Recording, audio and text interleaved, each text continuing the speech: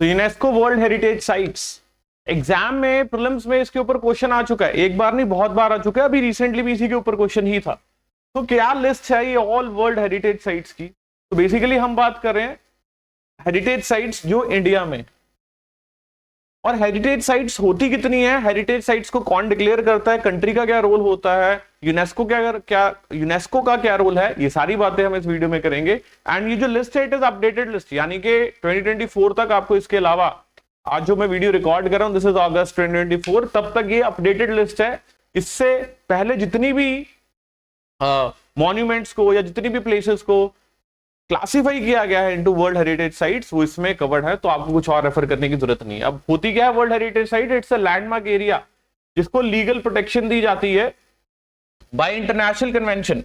ये जो international convention है इसको एडमिनिस्टर कौन कर रहा है? इसको यूनेस्को एडमिनिस्टर कर रहा है। अब यूनेस्को क्या है? United Nations Education, Scientific and Cultural Organization, एक ऐसी ऑर्गेनाइजेशन जो इस चीज का ख्याल रखती है कि जो लैंडमार्क्स हैं, ये जो प्रॉपर्टीज हैं, जो प्लेसेस हैं, उनको प्रोटेक्ट किया जाए। एक्चुअली हुआ क्या था, जब सेकेंड वर्ल्ड वॉर हुई थी, सेकेंड वर्ल्ड वॉर में इतनी ज्यादा तबाही हो रही थी कि जो देश थे वो ख्याल ही नहीं रख रहे थे कि किसी की कल्चरल मॉन्यूमेंट को अटैक किया जा रहा है। तो ऐसे में ये यूनेस्को ने सोचा कि इट बिकम्स पैरामाउंट इंपॉर्टेंट कि हम इन चीजों को क्या करें, प्रोटेक्ट करें। उसके लिए एक कन्वेंशन आई थी जिसको क्या कर रही है जी, प्रोटेक्ट कर रही है। अब कन्वेंशन क्या है?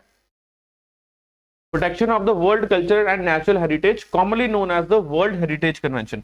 अभी जो वर्ल्ड हेरिटेज कन्वेंशन है इसके तहत इसको प्रोटेक्ट किया जाता है। वर्ल्ड हेरिटेज कन्वेंशन कौन लेकर आया? यूनेस्को लेकर आया।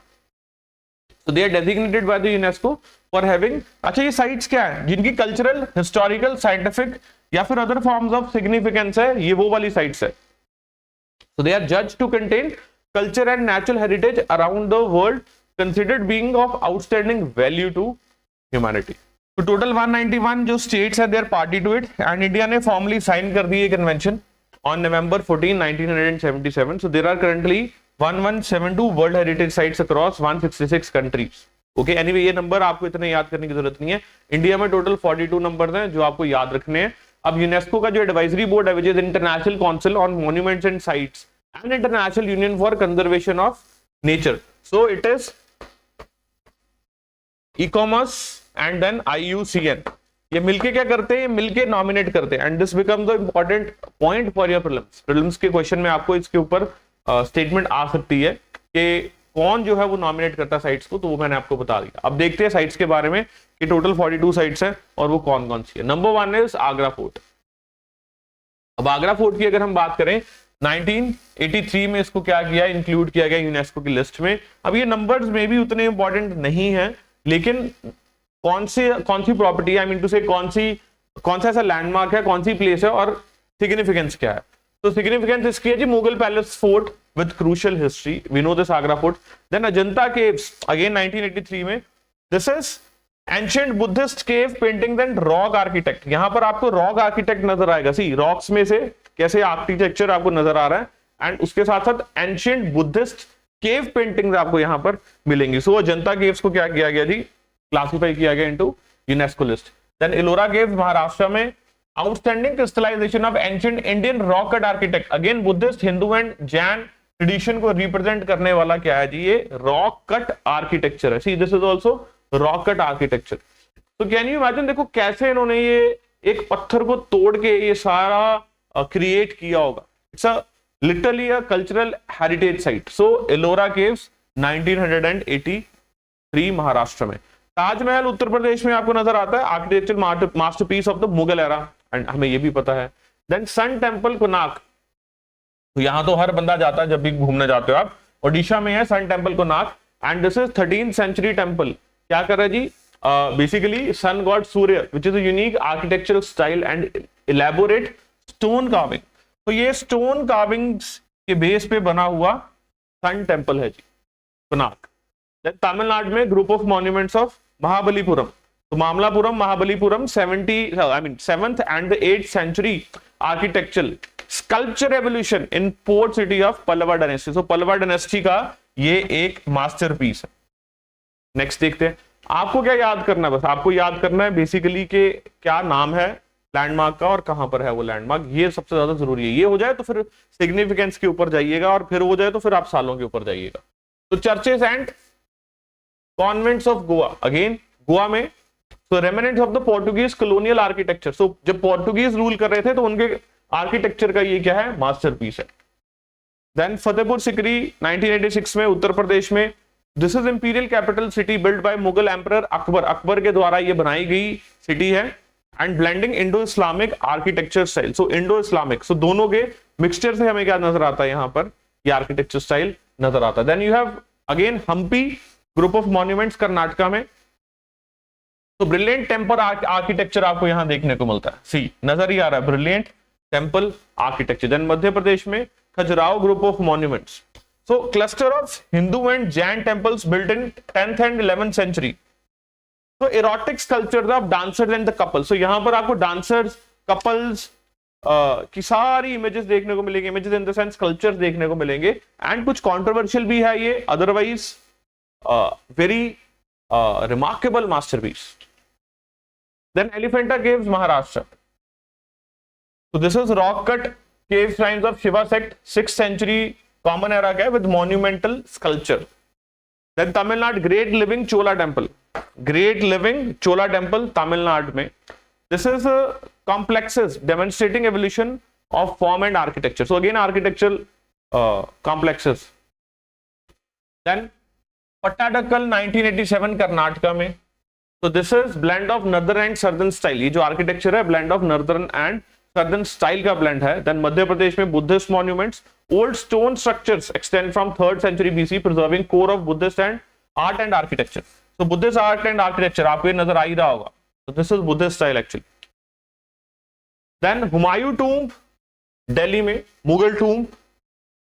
Then you have Delhi Qutub Minar and its monuments, तो कुतुब मीनार आपको यहां नजर आ रहा है, and then its monuments 13th century monument and Qutbuddin Aibak heralding Indo Islamic architect, so Indo Islamic architect का ये क्या है, एक मास्टरपीस है। Then you have Delhi mountain railway of Darjeeling कालका शिमला नीलगिरी, तो कालका शिमला नीलगिरी का क्या है जी, माउंटेन रेलवेज। तो यहां पर इस साइट में आपको 3 माउंटेन रेलवेज नजर आते हैं that were built in the late 19th and the early 20th century, so उस टाइम पर रेलवेज यहां तक ले जाना एक बड़ी बात थी, और ये क्या कर रहे हैं, एक्सेस प्रोवाइड कर रहे हैं आपको वहां तक। So they are representing technology transfer in the colonial setting. So इसीलिए इसको क्या किया गया, इंक्लूड किया गया, क्योंकि जो टेरेन है वो क्या है, डिफिकल्ट है। तो रॉक शेल्टर भिम्बेटका, सो भिम्बेटका केव्स मध्य प्रदेश में, यहां पर आपको क्या नजर आ रहा है, यहां पर आपको सिर्फ पेंटिंग नजर आ रही है जो बहुत पुरानी है, सो प्री हिस्टोरिक रॉक पेंटिंग्स हैं ऑलमोस्ट 30,000 ईयर्स बैक, और देख लीजिए तब अब तक वो आपको नजर आ रहा है यहां पर। Then you have Gujarat Champaner Pavagadh archaeological park, तो यहां पर Islamic city and fort from the 88th and the 14th century common era. Then Chhatrapati Shivaji terminus, Chhatrapati Shivaji terminus 2004 again symbolises the wealth of the Mumbai as major commercial port in the British Commonwealth, तो Gothic style में जी, drawing influence from Italian Gothic architecture. Then red fort complex Delhi, so monumental 17th century Mughal palace fort built when the empire was at its artistic zenith, तो जब empire अपने art में बहुत बुलंदियां छू रहा था तब का ये क्या हमें नजर आ रहा है जी, पैलेस नजर आ रहा है। जंतर मंतर जयपुर राजस्थान में, astronomical observation site. Hill forts of Rajasthan, so ये हिल फोर्ट्स ऑफ राजस्थान है जी, massive hill forts in Rajasthan demonstrating the power of Rajput kingdom. Then Gujarat में Rani ki Vav, queen's stepwell Patan, elaborately sculpted 11th century stepwell demonstrating mastery of engineering, so stepwell archaeological site of Nalanda Mahavihara, so this is in Bihar, ये जो site है Nalanda Mahavihara, and this is the remnants of the ancient seat of Mahayana Buddhism and monastic learnings in India. Then you have Chandigarh, the architectural work of Lee Corbusier, so Lutyens Delhi Lutyens के द्वारा दिल्ली बनाया गया था and ल्यू कॉर्ब्यूजियर के द्वारा Chandigarh design किया गया था। तो modern movement is a world heritage site consisting of 17 building projects in several countries, तो ली कॉर्ब्यूजियर के द्वारा।